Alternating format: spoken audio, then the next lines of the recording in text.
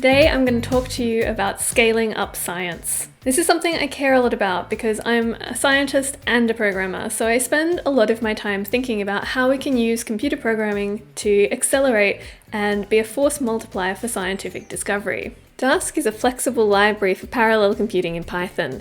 By mirroring the API of familiar scientific libraries like pandas and NumPy, it makes it easier for researchers and data scientists to use as a drop-in replacement.